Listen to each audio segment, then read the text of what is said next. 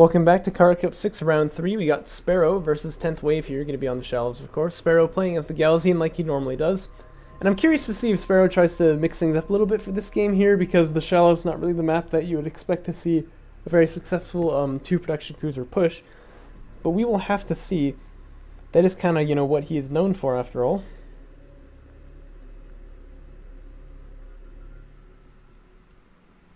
Tenth Wave here, meanwhile, definitely facing one of the better opponents in this tournament, I would say. And that base runner totally just drove through the hatch there. I don't know how he's okay, but whatever. What is 10th Wave going to try to do? Currently it's 4 on CUs. Is it going to be early LIV fabrication? I think we would have seen it by now if that were the case. So he's probably going to go SC first. By which we mean support cruiser, by the way. Whoa. I think Sparrow he just retired the base runner there. So one note to 10th Wave that I would say here. Normally when we go support cruiser first, we're also going to make salvagers before we do that. And the reason is because having the support cruiser doesn't really help you until you have those salvagers. During the entirety of its 60-second build time, you can have those guys long distance mining and you can get a little bit more money that way. And everyone knows it's about the money! So, you know. Let me flip to the production tab here real quick. So Sparrow is indeed producing that second production cruiser already. It's funny, when the Coalition goes for support cruiser first, it means heavy eco. When the Galzian go for production cruiser first, it means you're gonna die! So, interesting dichotomy right there. Here comes that support cruiser, moving on to the main, as we would expect. And then salvager is going to be produced on that second location. And if you're Sparrow and you could somehow, you know, see across the entire map, this is exactly what you would want to see. No scouting from your opponent. Salvagers being produced already on the second. This is, you know, this is ideal for you. AAV fabrication coming out for 10th Wave now. If Sparrow goes for a rail rush, I think that could play into his hands quite nicely. Excuse me, but the AAVs are definitely the more defensive choice. It's just that on... Whoa! Excuse me, I have very bad hiccups. It's kind of odd. Anyway, on this map, the railguns can be really defensive on these high ground locations here. Really difficult to assail that point, even if you have the superior numbers. It's an interesting rock formation as well. But anyway, the other thing to keep in mind, though, is that... let's see now, what is it? The other thing to keep in mind, though, is that if it is a sand skimmer rush, which you often see people do, this is where they make a second production cruiser and then just spam sand skimmers like it's nobody's business. Then those railguns are not going to be effective at all. In this case, it looks like Sparrow has chosen assault ships. And look how careful he is keeping that production cruiser hidden there. He doesn't want his opponent to see that. Oh, what? How interesting. So Sparrow is going to mix things up here. He went for a double production cruiser rush into refinery mode. So actually he's going like heavy eco. And that's quite interesting. That's not what I was expecting at all. I believe this gets him onto 3 bases faster than his opponent, though, doesn't it? Because it's only 30 seconds, and then he will be on 3 bases. His opponent still needs to make another support cruiser, let alone the salvagers that are coming here right now. So I think actually that works for him. Interesting. Very interesting. Well, 10th Wave is going for railgun fabrication. Meanwhile, we got assault ship fabrication coming down the line for Sparrow. And I thought he was going to try to do an assault ship rush with these things here, but it doesn't look like it. Maybe he's going to transition into interceptors or something like that. I don't know. It's hard to say.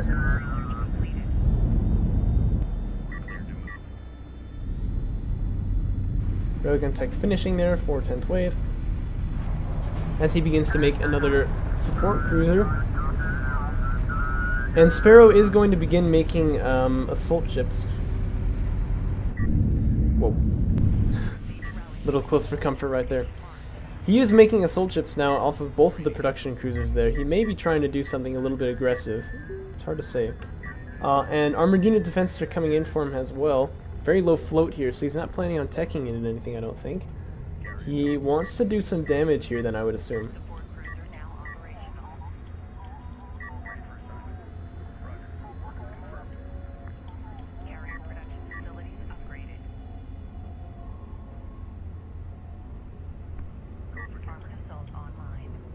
Carrier production upgrade comes down for 10th wave. That's going to be very good for him. Once these assault ships begin to hit, he's going to want, of course, to have he's going to want to have railguns and stuff to respond to it. Missile battery fabrication, that's also great because you know, we often see air transitions off the back of this, and Sparrow is quite a fan of the precision bomber. So, but yeah, I say the production upgrade is good because it gets some railguns, because now we can make 2 at a time. You know what I mean? So he can be much more reactive now. Also, you see him trying to expand on his 4th location. At any rate, he's long distance mining off of it. And I like that a lot. If there are 4 maps, you know, you ought to go for 4 maps. If there are 4 resourcing locations, I really feel you ought to go for 4 resourcing locations. It's just so much money, you know. Basically, the theory behind expanding in Deserts of Kharak is that unless you're trying to slow down your opponent by aggression, you should expand once it's safe for you to do so. That's kind of how Trend puts it, I think. Railguns here in a great location, getting that high ground damage on these assault ships and not actually shooting at all, which is interesting. They really need to back up now, though. I think they stood... Oh, dear. Not that way, this way. I think they stayed there for just a little bit too long, and they're going to kind of get punished for it now. Power Reserve 2 coming out for 10th wave. But there's so many of them now, I don't think it'll really matter too much. Yeah, still pretty heavy losses being taken, though. Mag Accelerator is also not yet finished, so they're doing their lower damage.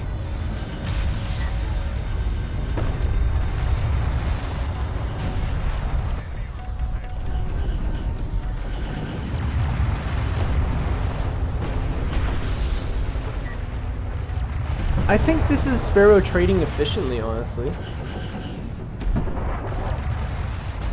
Just because, well, I guess this one moving here is not very efficient because he's obviously not going to get anything done. But assault ships are much less expensive than railguns there. I feel like if he hadn't lost that last one, I would have actually said that was a pretty good trade for him. 2 AAVs slipping into the backline here, and this is a nice play from 10th wave, going for a little bit of a backstab, and it may do quite a lot of damage. It's just sand skimmers being produced here, and that's not what Sparrow wants to deal with. This one salvager already going down, and now 10th wave looking pretty good. He's holding Sparrow off of this location here, doing salvager damage, and he's got quite a lot of railguns here to hold the field as well. Sparrow, by the way, went for railgun tech, so that's actually quite interesting. We usually don't see players go for uh-oh, this heavy railgun's kind of out of position. But yeah, we usually don't see players go for assault ship tech into railguns, but it's a build that I actually really like. It gives you a lot of versatility, you know. You can use the assault ships to screen for LAVs, that is. They have a bit less of a backstab potential, but your force of railguns will be much harder to hit. And then on top of that, you can use air units, obviously, and in fact, the fact that he had gotten assault ships was enough to make 10th wave get anti-air, which tells us he's not going to go for an air transition. You almost don't even need to worry about anti-air if you're the Gaussian player in this scenario. Save for the Mighty Probe, you do kind of have to worry about that. But Sparrow teched into Honor Guards, and they have anti-air, so that's actually kind of okay for him. I'd like to see 10th wave now, since he has such great field control, just make another support cruiser, try to get on the 4 bases. These railguns actually caught out in a big way. And they're not attacking Sparrow's rails either, which is not very ideal. He's on armor 2. No, wait, sorry, I'm looking at the wrong player. Yeah, he's still on armor 2 though with these, and he has gotten the mag accelerator. So these are pretty spicy railguns right here. Difficult for these sand skimmers to do much damage to them. And you can see how hard they have to try just to get 1 kill, right? It's crazy. Mortars coming in from the missile battery. Sparrow decides he wants none of that. He's going to back away out of there. And there are AAVs in the area to deny those sand skimmers any more juicy railgun kills, but there are 2 of them that are very low, and Sparrow can easily prioritize these when it comes to railgun war. Sparrow doesn't want to take this fight just yet. He wants to wait for that Honor Guard cruiser, but it looks like his hand is going to be forced here. And actually, this fight is not really going his way at all. It would have been much better if he had been up on the high ground positions. And I think he still needs to get up there. He needs to get up onto these high grounds. He's doing that, to his credit, but he's still taking a lot of losses here. Can mortars do friendly fire? Because if so, I think he just killed one of his railguns. These assault ships actually very close. They should move forward. Yep, they're going to do that. And an Honor Guard cruiser, I think, had just finished for Sparrow. Maybe it was a railgun that I saw, and they were just overlapping like they sometimes do. But oh dear, this is not looking good for Sparrow, and it's like his army, or like his bases and composition and such, has so much potential to do tons of damage to this army, but if it can just get like a footing, but it just barely does not have that right now. Support cruiser even gonna get sniped there, and one railgun frozen in the production queue there, which means of course he doesn't get the money back for it either. Suddenly 10th wave is looking very dominant right here. You can see how quickly these rail-on-rail fights can slide out of your control instantly. How quickly they can instantly slide, yeah, but, you know, whatever. At this point, 10th wave, what is he even spending his money on now? Well, nothing really. Yeah, so carrier production upgrade would be great here. I'd like to see him tech into something then. Maybe artillery, that's a good way to disentrench a player. Especially one who's backed into this small of an area. I mean, one artillery cruiser right there, and you know, you can do whatever you want for him for days.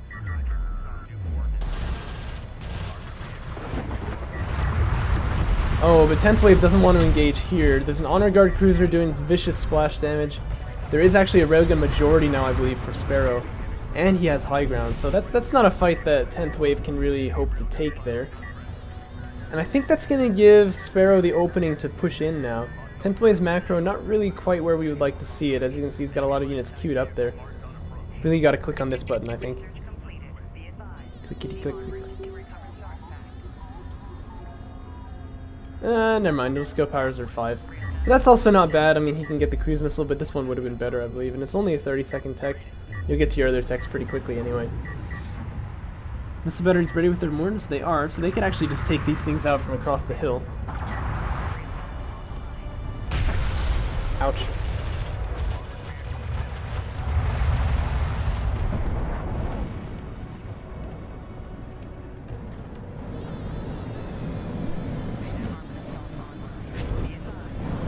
A tense moment for these sand skimmers right here. Looks like all 10th wave wanted to do was just pick up that artifact, and he's got it now. But he's going to take losses on the exit as well. One more honor guard shot, and I feel like all these units are just going to die. Yeah, Sparrow can push out now, and I'd love to see him do that. I'd love to see him kind of take some control there. It looks as though 10th wave has decided it's time to go for fighter and gunship fabrication, and I love that choice, actually. Honor Guard Cruiser anti-air could come out for Sparrow, and that could be pretty good, but that's an expensive tech, and it takes a long time to research as well.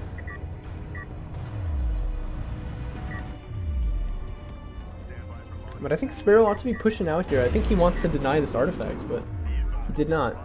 Cruise missile going to come down on the main. Salvagers, are they going to get out? I think they are. Oh, they stopped. Oh, no. So the only 3 of them get taken out, and the carrier takes damage, but it'll reheal. That's not such a big deal, I don't think. Strike fighter's getting up on the queue now. And man, just click on this button, please. Please! 10th wave, please, click on this button.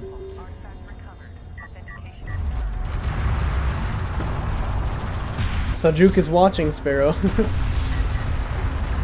That's what the Galzians say, of course, when the last artifact is ready to be picked up now.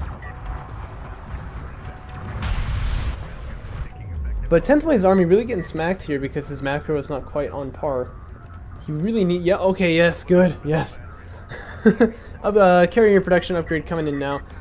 I mean, you know, there's 3 production cruisers here and a... Wait, there's only 2? There's 2 production cruisers here and a carrier. That's 3 production slots, and you're only using 2, you know what I mean? You're eventually going to fall behind there, even if your bases are much better. So you really, you know, in that scenario, you need to do a thing, you know what I mean? Air units coming in, though, and this transition could be brutal here. Both of them being launched there. There's no AA in this area. And we're going to be looking at quite a few dead units now.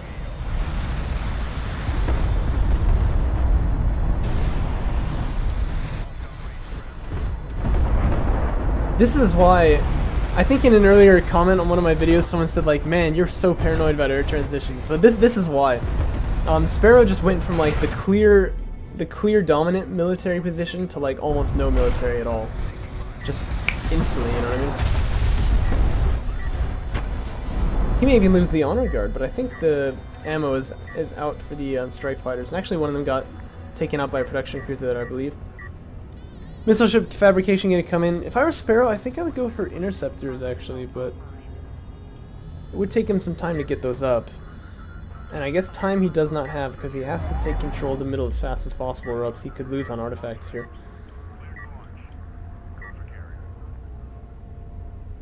Are we launching already? I swear I heard clear for launch, but... Oh, cruise missile, yes, right. This one not going to find anything, though. Sparrow very quick on the dodge there. Air units getting launched against these sand skimmers here, going to do some more damage.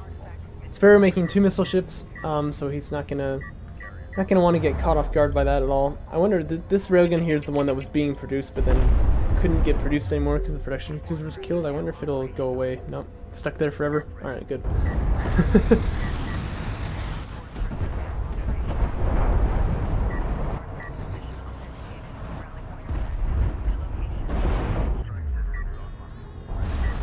Yeah, and these sand skimmers just getting beaten up here. It is not their day. They're going to try to dump a little bit of damage on this base runner when they can, but that's not going to go so well either.